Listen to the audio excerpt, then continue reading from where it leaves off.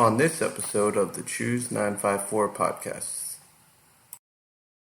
And we are back here on the Choose954 podcast, episode 67. My friend Mike Huet of Lime Digital Agency, who's our upcoming AAF Creative Zen speaker. Very grateful. And if you didn't know about Choose954, we started a social movement to cultivate culture and community here in Broward County, where I'm very proud to be born and raised from, in an effort to keep people to know with all the great things that are going on and make this a better place to live and not just a better place to vacation. The point of the podcast is to connect you with impressive people like this young man that do important things in the community. And as you'll find out, we're very grateful for Mike for making us look good over the years with various projects. But for those that don't know you, why don't you tell us a little bit about yourself at a high level? Yeah, well, like Evan said, my name is Mike. I run a small creative agency called Lime Digital. We're based here in our sunny Fort Lauderdale, Fat Village area.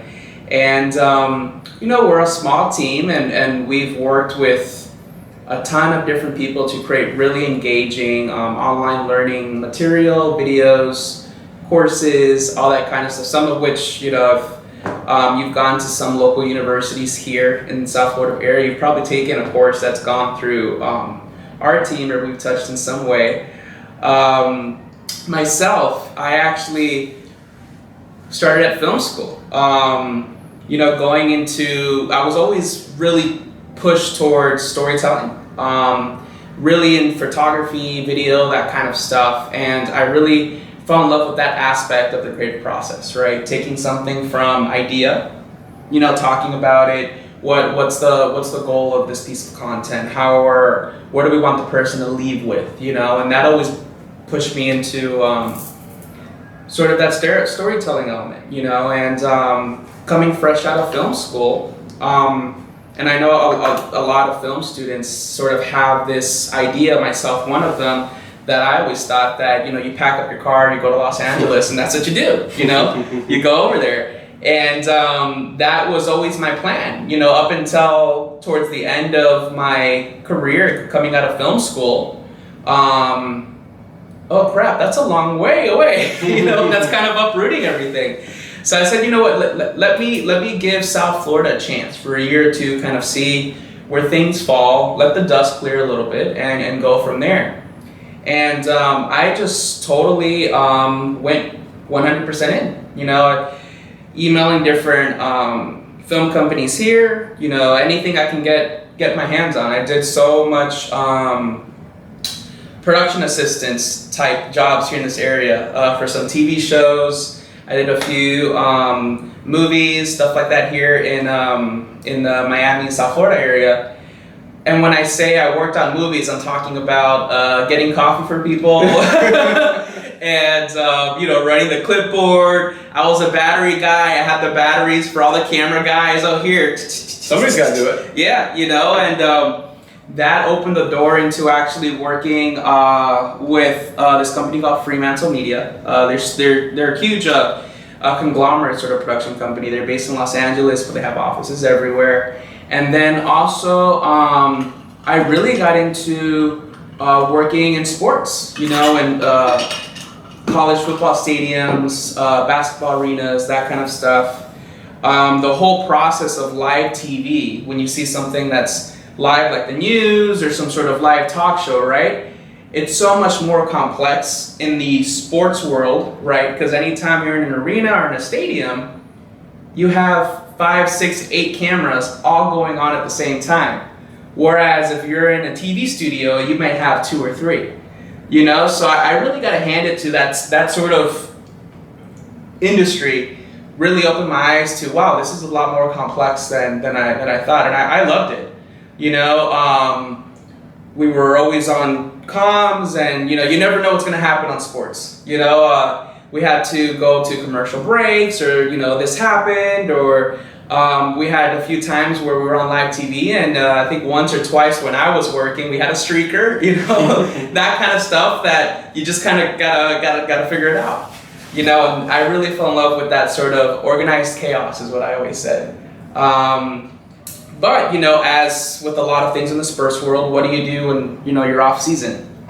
So again, I was back in that same predicament of, okay, well, what do I do with my time now? And I was, throughout this whole thing, I was also fortunate enough that nearly fresh out of college with my film degree, probably a few days out actually, I was able to find something that I was able to use what I had learned in class, not only in class, but through my own projects and that kind of stuff. And through, I found this position, and it was actually at the university that I graduated from. I applied for it, didn't hear anything. I applied again because it was still on there.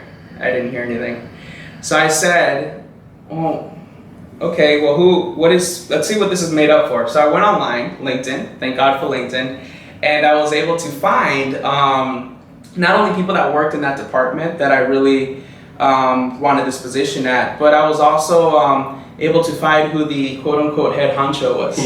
And I made it a goal of mine, like I had to get in front of this guy. I just need to talk to him. I just need to, because it's one thing when you see a stack of papers like this, but it's another thing when you're able to really connect to somebody and really talk face to face. So I must have gone to their office maybe 2 or 3 times to leave the paper, application. Of course, it was all digitized already, but I would play kind of silly. Oh, I don't know if this went through. Here, can you take it? Oh, but I applied online, but I'm not sure if this went through. On one of those, I'd asked to speak with a gentleman, and it happened that he was going to lunch. And he's like, he knew my name, I guess because I have bombarded their office so many times. He's like, do you have an hour? Yeah, I do. He goes, I'm going to grab a sandwich, come with me. I said, okay. So I had lunch with this guy. And right from there, he was very chill. We didn't really feel like it was a job interview, but heck, it was a job interview, And, right from really making that connection there, he actually offered me the position when he finished his sandwich. How about that? Yeah, and that's, of course, me being fresh out of school, and this is a position that was probably way outside of, I'm sure there was people that were way more capable at the time in that sort of pool. But I think just being able to talk to the guy and really just talk one-on-one made a huge difference. And it was one of those things where for me, it was my sink or swim moment, right? It's, okay, I actually got the thing, now what? Like, I even remember there was a point in my life that I was Googling, like, what do people wear to work? I didn't know anything, But it was one of those moments for me that I really think it was a turn, because for me it pushed me into an area I would have never thought I would have been in. And then also from a standpoint of I think confidence as well. I was given free realm to really build in that position a team, really build a process, really build from beginning to end this whole new era of, how do we take multimedia content and bring it online for schools? But then also what I was introduced to that was new for me is how do you take something that has been traditionally taught in a person-to-person scenario for the last 15, 20 years, and how do you bring that into this new modern, digital, on-demand type thing on your phone? Right. Those are two things I never was really, put in front of. So it was a really try and see what sticks and try to see what works. Some mistakes were made, but it gave me this opportunity to really fall in love with something I would have never. I went to film school. I didn't go to school for, to go learn how to build online courses and stuff. It just happened that it's what was needed at the time, and thank God to that department and that team who they were really willing and they were open to getting a new fish out of the pond and really helping and setting the stage for, and not only that, but also pushing to, Mike, you should go get certified in this, you should go do this, well now you need to catch up. These guys have been working in that industry 10, 15, 20 years. I was the fresh meat. Literally. You know, bushy-eyed and or bushy-tailed and, you know, really ready to go. And, you know, it was a really big learning experience. And you were literally at the right place at the right time. Oh, yeah. Days after graduating. But I think proper preparation put yourself in the right position to be able to accept that opportunity. And now it's interesting, full circle, as we were discussing, you're still doing work with the alma mater, which is, you know, even though you have your own thing now, it's interesting how those things kind of come full circle. And it definitely, you could tell anybody that's worked with you, and we're very fortunate to have worked with Mike on countless projects, from Mike recording Creative Zen to Ocean Rescue Alliance to Fort Lauderdale Design Week, the Creative Economy Talks. So anybody that's worked with Mike knows the level of professionalism and thought and care that you bring to it, that you bring to all your projects and all your clients. But maybe for those that aren't familiar with you, what is some of your why behind the storytelling and the work that you do now when you go and you start working, you know, with a new client and you're taking on these projects? What's the why behind the work that you do? The biggest thing for me is there was always this thought, right, that if you want to put something out into the world, it needs to be polished, it needs to be perfect, it needs to be filmed beautifully. If it's a video type thing, it needs to be recorded beautifully and, you know, cut great and stuff if it's a podcast or musical type thing, right? And I think a lot of the times that almost sets us up for an obstacle so much that we don't want to share our knowledge with it, or we don't feel comfortable doing so, because then we see, you know, these guys on social media or these people on Instagram or that have this whole, you know, persona, brand, look, professional type vibe, right? But those guys aren't doing it by themselves. You know, it's usually they started from somewhere, and I'm sure if you do enough scroll a couple miles with your thumbs, you'll find it, you know? And the biggest why for me has always been really giving, and not only giving, but showing the tools and things that are at everyone's, you know, within reach, whether it be free software, whether it be just the process. The things get so much easier when you're trying to either not only build a course, but a little 1-minute video thing or something like that, when it's pre-planned.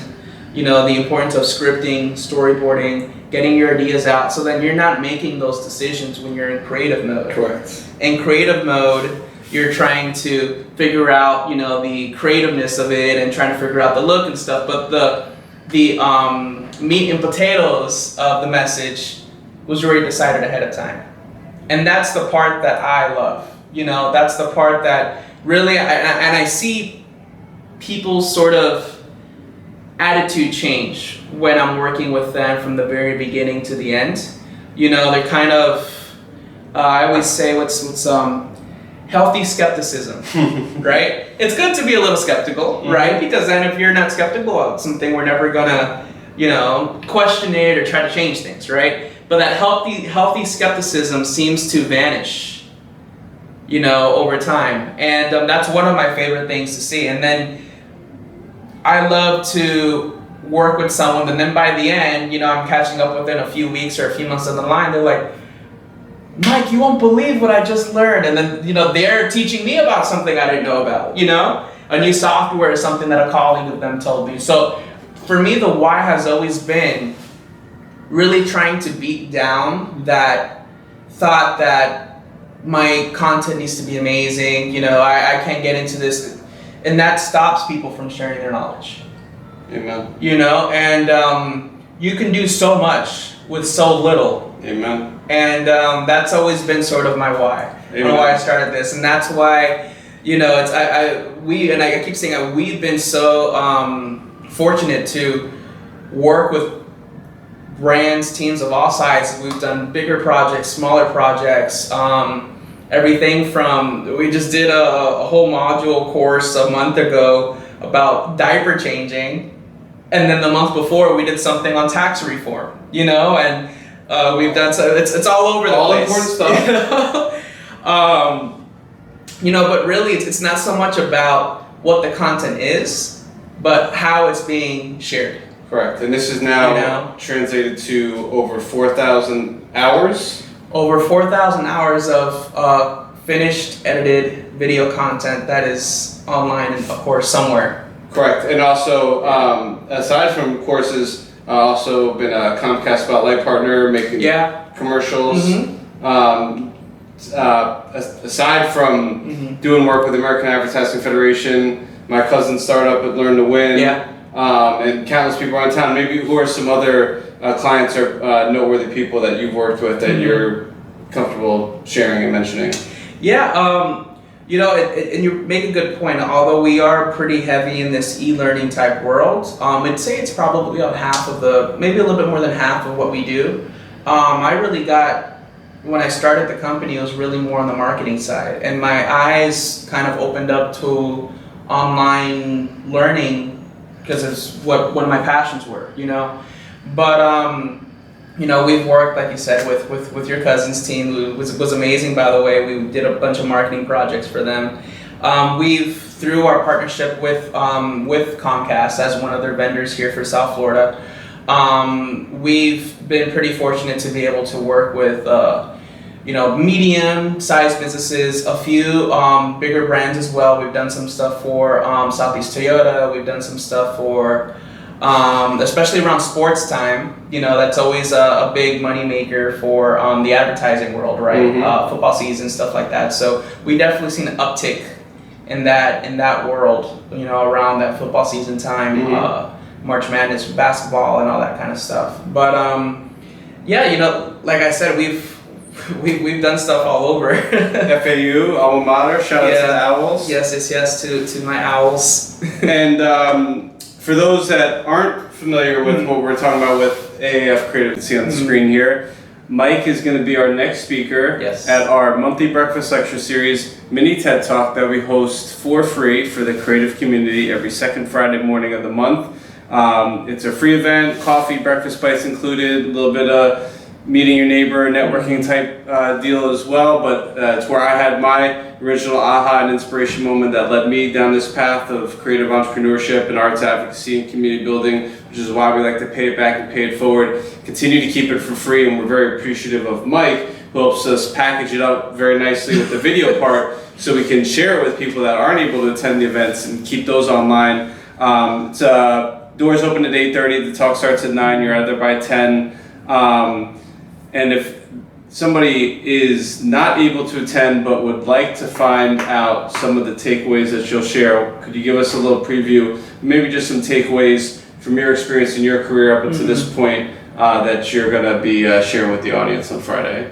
Yeah, definitely. I'd say my biggest takeaway, and that's what I really want to have the conversation about on Friday, is to being open to things that might come your way, and also not focusing so much on. I used to focus a lot also on sort of what quote unquote our titles are. You know, what our background is, what our you know, what is printed on our degrees or whatnot if we have one, and I find that kind of already in our mindset puts us in a box, right?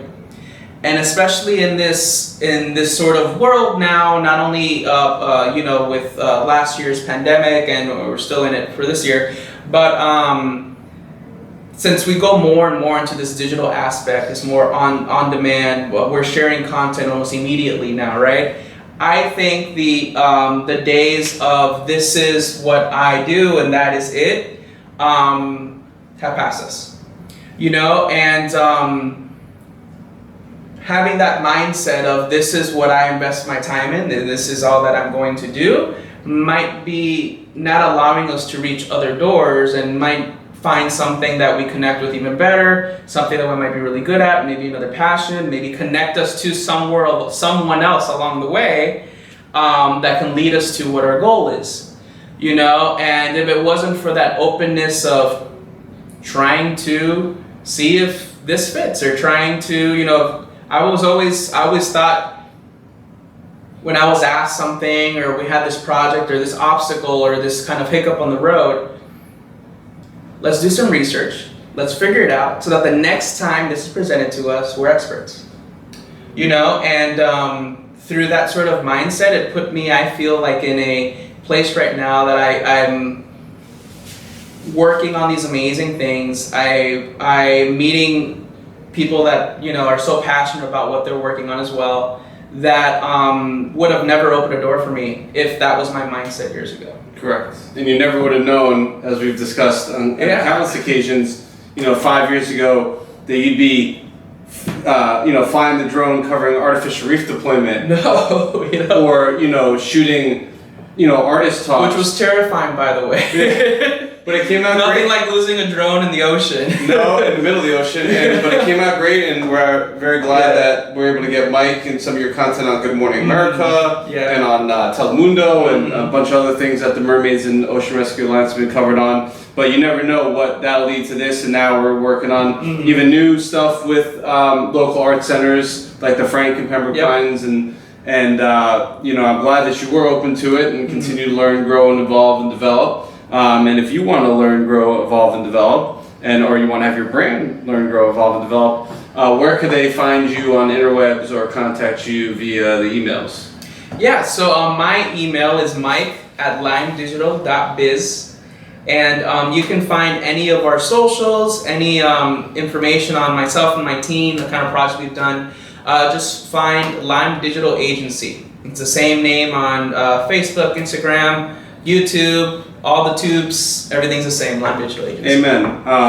For countless projects, for various needs, and even just editing, advising, consulting, conceptualizing. It's been phenomenal. So we encourage you to join us every second Friday morning of the month, including this upcoming Friday, September the 10th, at General Provisions downtown location at 300 Southwest 1st Avenue, right next to the Auto Nation building, Society Las Olas, right off of Broward and Brickell, Broward and Andrews. Free event, open to the community, everybody's welcome, everybody's creative. You don't have to be a member or anything like that. You actually get to co-work for free at General Provision the rest of the day. If you like events like this and you want to find out more, we encourage you to look at Choose954 on Instagram, Facebook, on the social medias and the interwebs. Try to keep people in the know with great things that are coming up, like the Female Brewfest put on by Frances Martineau of our group, the Unitas Group. It's the pioneering female craft beer festival of female brewers, female bands, female chefs, female artists. And after some COVID delays, understandably, we are now going into our fourth annual iteration of this pioneering craft beer festival during Greater Fort Lauderdale Beer Week. It's going to be at the Kimpton Goodland Hotel in Fort Lauderdale Beach, which is a brand new, beautiful property, and literally some of the best breweries in the country. So if you want to find out more, you go to femalebrewfest.com, Choose954. Feel free to reach out to me. I'm Evan Snow, at EvanSnow13. I'm an open book. Look forward to having you join us for Creative Zen. Looking forward to having you join us for the Female Brewfest. Anything else you have coming up that you would like to have people keep on their radar? Yeah, you know, like you said, obviously, our talk on Friday, I definitely want to, talk to people, have a conversation. And then also down the line, I'm in the process right now of building a sort of process and online course for people who just want to get some knowledge out there, want to share something with the world, whether it doesn't have to be, math or something like that. But and what's going to be in there really is, like I said before, free tools you can find online, free softwares, ways that you can kind of MacGyver, a studio in your own, home, in your living room and stuff like that. Just really, again, giving access and allowing people to, overcome those obstacles and that thought of I need this big produced thing, and really just going through with putting something together to share. Amen.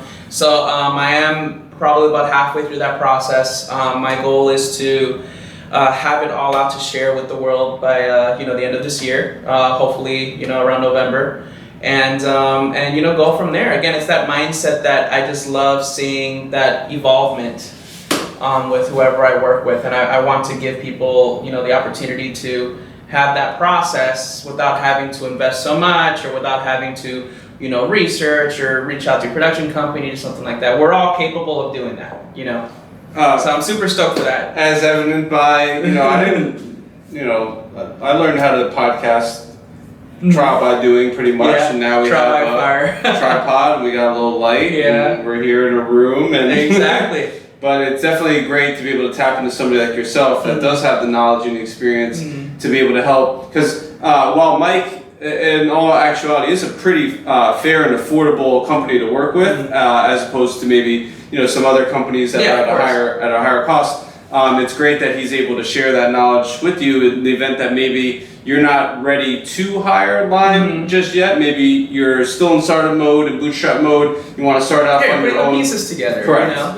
And then maybe we're in that whiteboard mode. With that knowledge that they'll gain from you, maybe they can build it up to the point to that next step where they will be able to hire and engage you for future content. So I really give you a lot of kudos and credit for doing that. It's phenomenal. We'll definitely be glad to plug and promote and share that. And we hope you could join us Friday, September 10th. And every other second Friday morning of the month. We have some phenomenal speakers lined up. We also have a treat this Friday morning with one of our former speakers who's going to be doing a special little exercise that we're going to leave as a surprise, another little reason to join us. So any questions, don't hesitate to reach out. We appreciate you tuning in, and we look forward to seeing you at General Provision Friday morning, September the 10th, 2021. And you guys have a good one. Cheers. That was good.